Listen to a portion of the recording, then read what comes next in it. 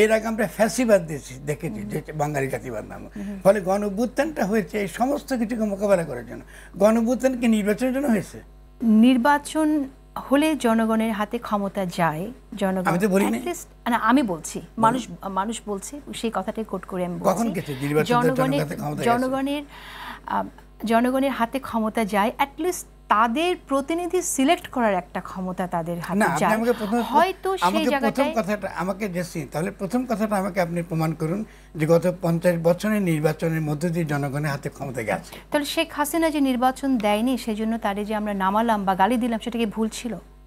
শেখ হাসিনা যে নির্বাচন দেয় নাই, শেখ হাসিনা কিন্তু আমরা শেখ হাসিনাকে সরিয়েছি নির্বাচন দেওয়ার জন্য না, এটা একটা ফ্যাসিস্ট শক্তি। এটা না, প্লিজ বিভ্রান্ত করবেন না জনগণ। আমি প্রশ্ন তুলছি, মানে শেখ হাসিনাও কিন্তু একই কথাই বলতে। আপনার প্রশ্নটা সঠিকভাবে হতে হবে। আমরা আলোচনা করছি নির্বাচন নিয়ে। হাসিনাকে উৎখাত করার পেছনে মূল কারণটা ছিল বাংলাদেশে একটা গণতান্ত্রিক রাষ্ট্র কায়েম করা, যাতে একটা সুষ্ঠু নির্বাচন হতে পারে। তাহলে আমার বক্তব্য কিন্তু ডিস্টার্ব করা ঠিক না, অন্যায় হবে ওটা।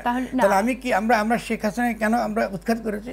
যেহেতু একটা ফ্যাসিস্ট স্টেট প্রতিষ্ঠিত হয়েছে 15 অ্যামেন্ডমেন্টের পরে, এটা একটা ফ্যাসিস্ট স্টেট।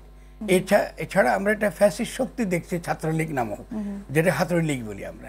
এর আগে আমরা ফ্যাসিবাদ দেখেছি, যে বাঙালি জাতিবাদ নামক। ফলে গণ অভ্যুত্থানটা হয়েছে এই সমস্ত কিছুকে মোকাবেলা করার জন্য।